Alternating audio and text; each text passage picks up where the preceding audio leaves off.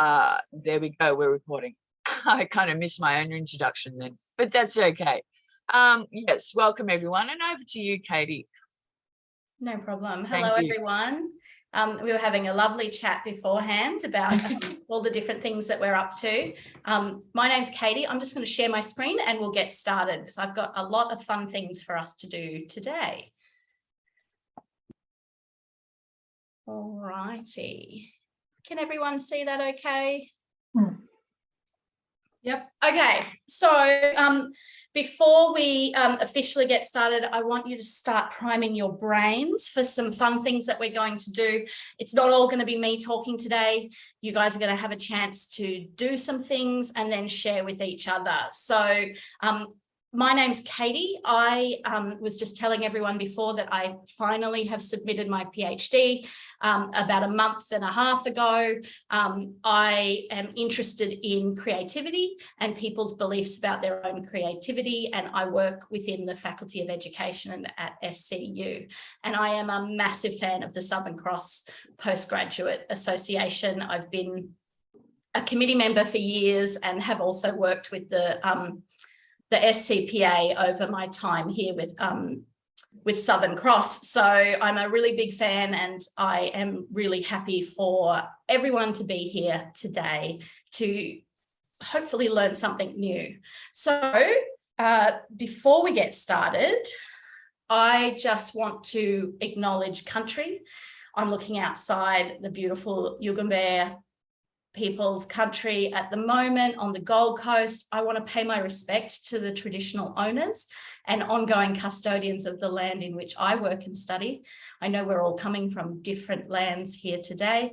The Kumbamberi people of the Yugambeh language group. I pay respect to the elders, past and present, emerging and chosen, and recognise their continuing connection to country and ways of learning over thousands of years. So feel free to pop in the chat if you wanted which country you're coming from today. I know we're all in different places, but we're here together, which is lovely. So to get started, I have asked you to start thinking about what type of infographic you might like to create. There are two things I wanted you to have a little think about before we get started. So infographics are I probably should have explained exactly what they are. Infographics are just ways of communicating information, and they are becoming really, really popular, particularly in the world of business, but also in the world of research as well, that, you know, we need to communicate information and disseminate our findings and our research and all sorts of things, and the value of visuals and text together to help make information accessible is so important. So I want you to start thinking, before we even start to make an infographic, we need to think about who our target audience is. Who are we trying to convey this information to, and what type of information we want to convey? I might throw it open to the floor. Does anyone have a specific project they're working on or things that they want to do? You can pop it in the chat, or as always, I love your cameras on and I love to hear voices. So feel free to, you can put your hand up, you can jump in, you can pop it into the chat. Is there a specific thing that you want to create your infographic for? Do you have an assignment or a conference? Hi, Katie. Hi. I have something specific. I've sat in on a couple of your sessions now, so thank you. I'm actually looking ahead I'm doing an honours year thesis and obviously doing an article with it. And for me, trying to come up with diagrams and these infographics actually helps me to do the writing. So it helps me to work out what I'm doing. So I sort of go in and out. And I started doing one for the shorebirds because I'm looking at shorebirds, human disturbance, and obviously bird response, but doing it in a national park. So at the moment, I've come up with one where I've got like a mathematical equation. So I've done a shorebird minus, and then in brackets, I've done climate change impacts plus coastal population increases plus recreational activities, close bracket, equals loss of habitat loss. And it's not looking as I want it, but it's kind of the idea at the moment. All right, so that's what you'll be working on today. Yeah. Beautiful. I can't see anyone saying anything in the chat. Does anyone else want to pipe up? Or Me. I love that, Zoe. The sorry, can I Jade, I'm going to come to you. Oh, Nicola was The idea that the infographics are for us is really really powerful. I think that, you know, making these visuals can help clarify our own thinking. That's fantastic. Thank you. So who was next? You go, Nicola. Thanks, Jade. Funny, I've got two screens. I keep looking up here. I've been asked to make a conceptual model, which is something I'd never heard of before. I'm not quite sure where it's going to go in the thesis. I would like to put it at the beginning. And I have the information, but it looks boring as all get out. And and I just pulled it together, and then my extension happened, and then this appeared, and I went, oh, perfect timing. I might make it look better. So I figure I've got the information. It just looks so boring. Sounds good. That's great. I can see that Louise has popped in the chat here. I'm doing my thesis and interested in ways to convey knowledge. Super clunky at Smart Art, so looking to learn a way of conveying stuff. I must admit, I'm not a massive fan of Smart Art, but we will look at it a little bit today, and I might show you some other ways that we can, by Smart Art, I'm assuming you mean the Smart Art from PowerPoint. But I'm going to show you quite a few different ways that we can approach these sort of infographic type images. And, oh, it's all happening in the chat. Sharon's saying, I want to share PhD findings with industry partners in an eye-catching way. Awesome. Does anyone else want to pipe up and talk? Yeah. Jade and then Narissa. Yeah, I'll just be quick. I'm just wanting to do a presentation on extracting some toxins from shellfish. So I just want to kind of show that in a fun way that's not too, that's easy to get across in a presentation type setting. Awesome. Yeah. Narissa? I was agreeing with, I think it was Louise and Zoe Long. I'm trying to find ways that through my PhD, I want my own thinking to, like, I'm trying to understand my own thinking, and I find that those infographics are really good. So I want to include them also throughout my whole PhD. So I've sort of got like 50 that I could work on. So now I'm like, oh my God, I better try and find one, because are we going to be working on like one today? Is that what our goal is? We will see how we go as a group. Okay. I'm going to give you some time though, so it won't be me the whole time. So okay. In the interest of giving you time to work, we might move on. I also used, and when we say infographics, usually, and I'm sure you'll see them as I move along this slide, usually we can imagine these really long, I'm not sure if that resonates with anyone, like these really long images with sort of procedures, but the skills that we're going to learn today don't have to be that. I used, I guess, graphic representations of information. I used it all throughout my thesis that I just submitted. I mean, it was an arts-based thesis. It made real sense to do that. I think more than half of my thesis was actually visuals compared to writing. And for me, you know, it made it more accessible. And that's my passion, is to make information as simple as possible to understand. So feel free to pop some more things in the chat if you have a thought. I'll try to get to that occasionally, but we will move along. So there's heaps of different reasons, as everyone has shared this morning, that we can want to make our information visual.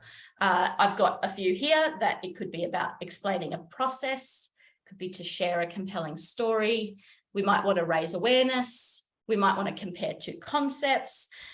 Break down complex information, which it sounds like a lot of us are doing our PhD or research or our honours year, and we're dealing with, well, anyone who's doing postgraduate study is dealing with complex information, and it's our job to break that down in a really simple way so that complexity can become available to other people. And to another way, you might want to present trends, patterns, heaps of interesting information. So we know that this is a really useful skill. let's get on to how we can go about achieving it. I have chucked some typical infographic images here. I know it's overwhelming, don't freak out. But all of these have been grabbed from some freely available software that we will have a play with, that sometimes you don't have to start from scratch. Now, I'm a big fan of the saying that all great artists steal, and I don't think we need to reinvent the wheel. So there's heaps of things out there that we can grab and manipulate and, you know, delete all the words and change the graphics. But, you know, we can learn from designers who have put together really great color schemes. We don't have to do it all ourselves. So I'm going to step you through some ways we can do that today. So for today, now I have a little infographic about infographics that I'm going to share with you all by the end of this workshop, that has a bunch of links that's all in one spot, and it has a ton of links that can take you to all the information you might need. For today, the two types of software, I guess, that we're going to explore are Canva, which is my favorite, and PowerPoint, which I know there's I know some people are a bit funny about PowerPoint. They think that it's a bit daggy. It can be a bit daggy, but you know what? It's also incredibly powerful, and it's all about the way that you use it. So there's heaps of great things we can do with PowerPoint, with a few little tweaks that I will share with you today. These are the links you can look at in your own time. So what we might do is, the first thing we're going to do is we're going to have a look at PowerPoint. And I probably should have opened PowerPoint first. While I'm doing that, you can all do the same. Okay, so in the chat, Louise has asked, in art, it's appropriation. Ah, that's so true. The links didn't work. Do you mean the links on the screen, Louise?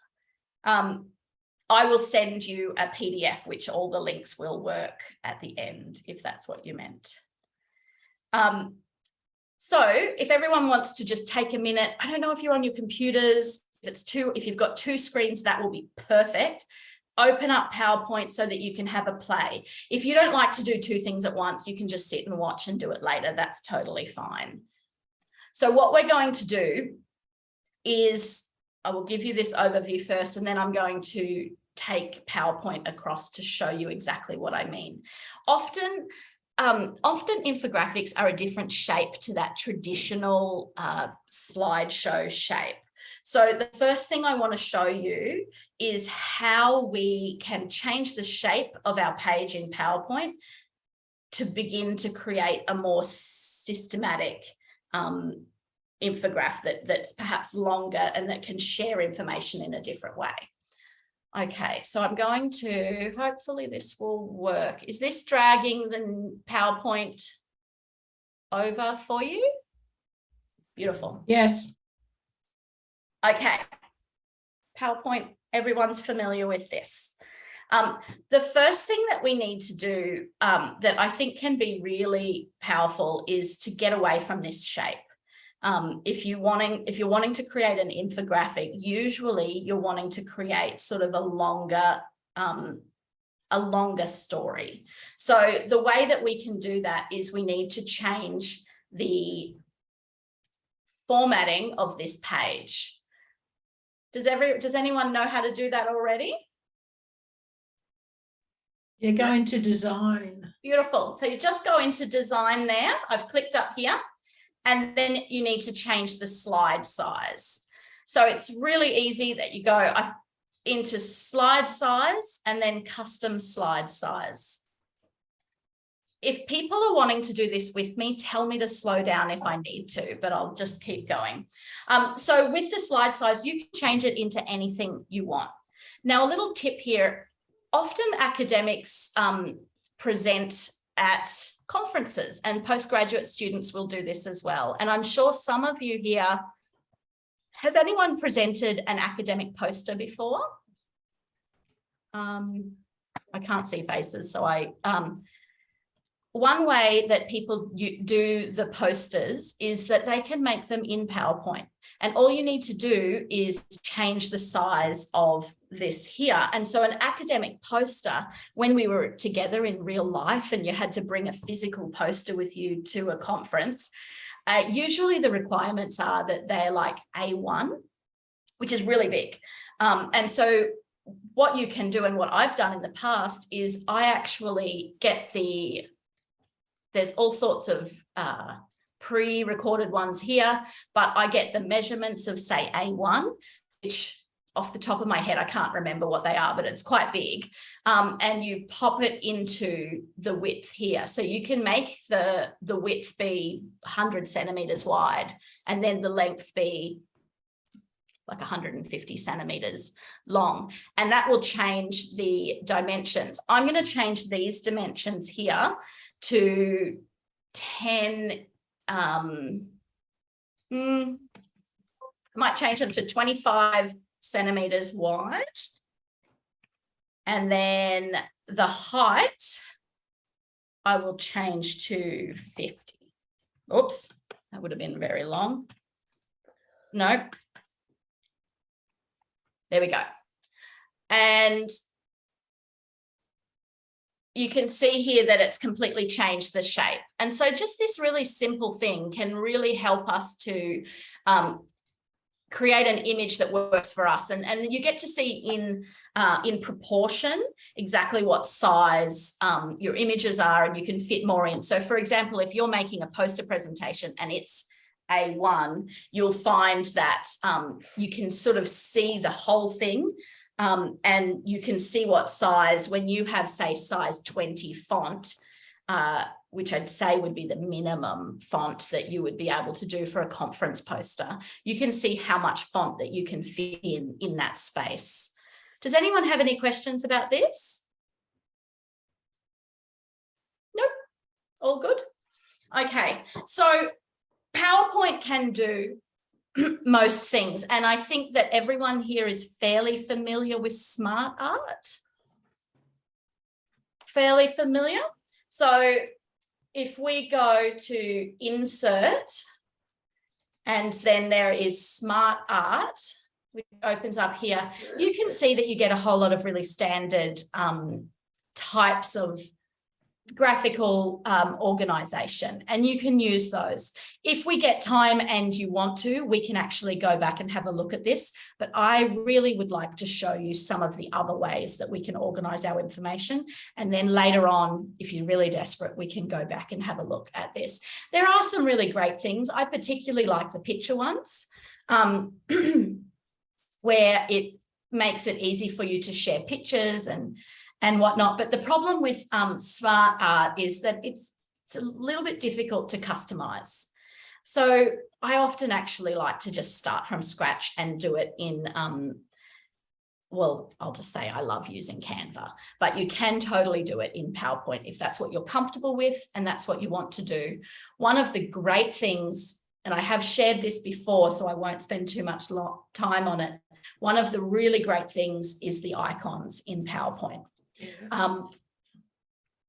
Which there are heaps of them there. But what I really like about the icons, I'll just pick one. Sorry, I'll make this bigger for you. That looks okay, it's fine. But to just change up the colors in it makes a huge difference. That's back the front, isn't it? That question mark. But changing the colors and changing the sizes of the icons can be really powerful. I find that it gives a really sleek look to our information. And when you're, so for example, if I was to insert an icon, sometimes, you know, you're thinking, I don't know, does anyone question? So if you are trying to represent that something was a question, you just type in the word and it brings up as many of the things as it is linked to, and you can just choose one of these and you think, oh, I might use this puzzle one, and that really emphasizes what I'm trying to say. But my tip would be change the color of it, change the size, keep it nice and clean, and that can be really helpful in creating our infographics. Does anyone not see anemone research? That's true. You're right, Nicola, but I do have a few websites that when we get to the end of this presentation that I will share with you that are free to be able to grab some icons that are a little bit more specific. Fabulous. And that's one thing that we do need to consider, which we will discuss at the end, is the ethical use of our images and making sure that we're using Creative Commons images so that, because you can't just go onto Google and find something because someone may have made it, and as respectful people and working in academia, we need to reference our sources if we're using them from elsewhere, and it's not really the done thing to use non-Creative Commons images. So I have a bunch of websites that I will share with you, which you can use. And I will say that within this suite of software with PowerPoint and with Canva, you actually don't need to reference these types of images. They're fine to use. You don't need to put a little thing underneath them to say it came from PowerPoint. That's completely fine, which is why I really like using what is in here and why I like using Canva as well, because you don't need to, I find I don't love the look of it. It kind of ruins the line for me if I have to have a little reference underneath every single image I use. So I am going to move on now to, we'll put PowerPoint aside because I would like to move on to Canva. Has anyone used Canva before? It's one of many and a little bit. I pay for it. I've used Canva quite a bit. My biggest challenge is formatting it back into another document later. I always have issues. It looks wonderful in Canva, and then when I want to bring it in outside into something else, that's when I start to lose some of the integrity of it. Okay. In my presentations, and I've used it as well for seminars and poster presentations too. Okay. Well, I'm using it right now to present this slide. So this is not a PowerPoint slide that I'm using. I'm actually presenting from the Canva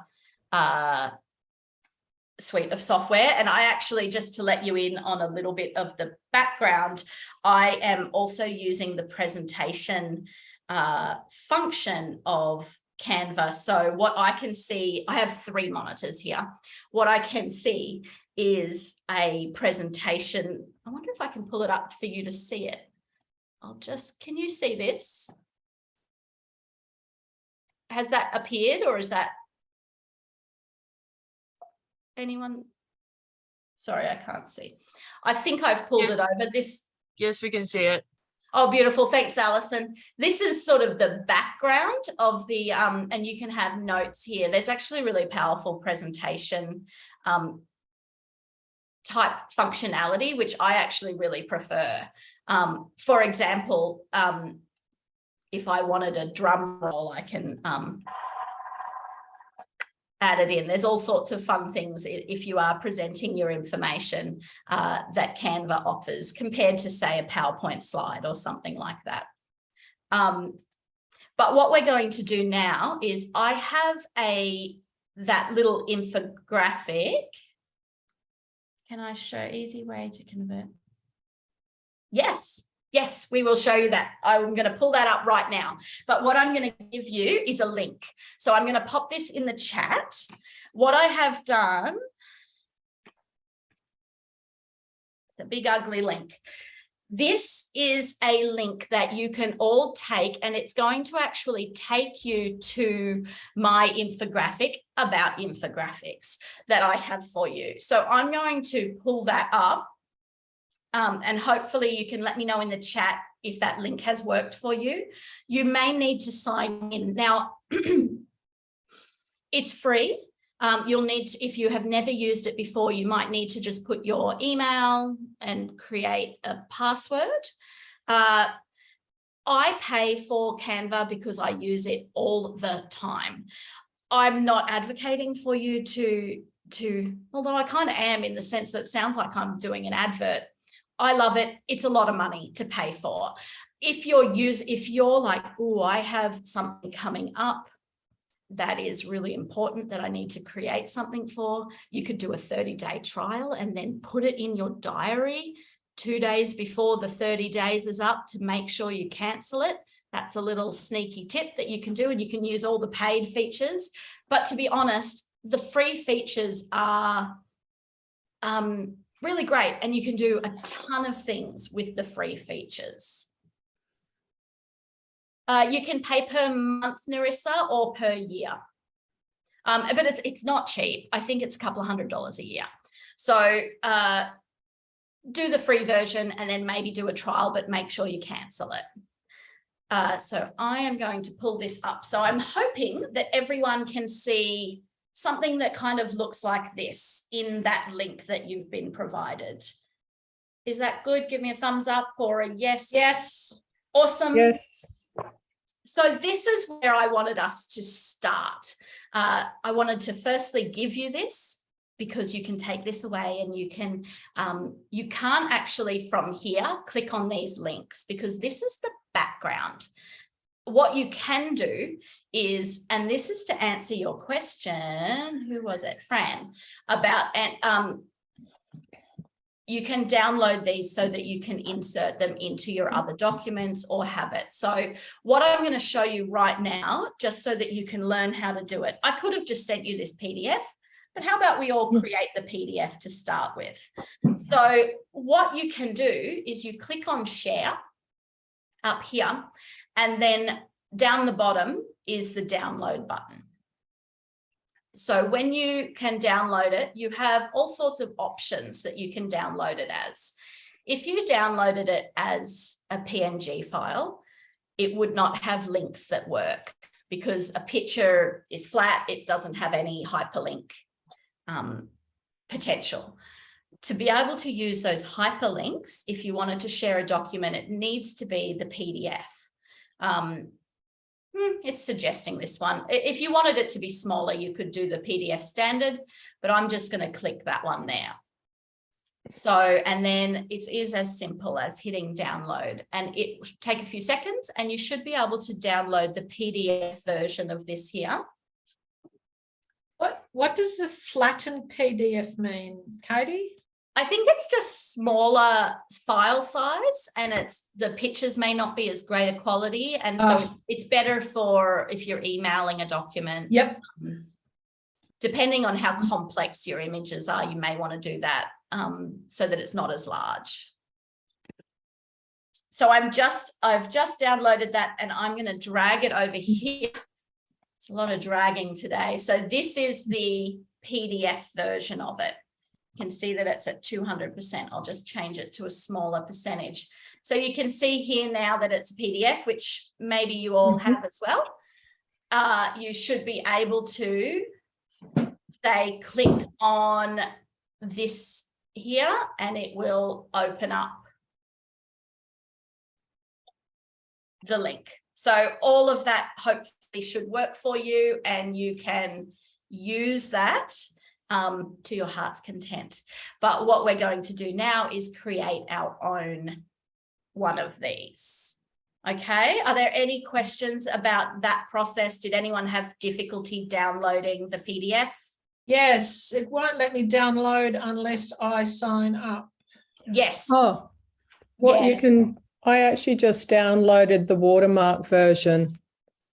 Oh, I'll have to look It gave me that option because I had the same reaction. I looked again and it said, oh, you can download a watermark one. I went, okay. So obviously, yeah. I can give you the PDF version. I can send out the PDF if you don't want this with a watermark on it. That'd be cool. I'm super happy to do that. And when I've got you all working on your own things, I'll send it in the chat for you so that you have That'd be the great. PDF. Yeah, I don't have that watermark option. Oh, okay. So you should be, are you saying that it needs you to sign up and pay or just sign up? Because to be able to use Canva, you're going to need to make an account for Yeah, yourself. I thought I already had an account. It doesn't seem to like me. I'll just do the try free for 30 days. Yeah, that's confusing. Okay, well, no, you don't have to do that. From here, you should be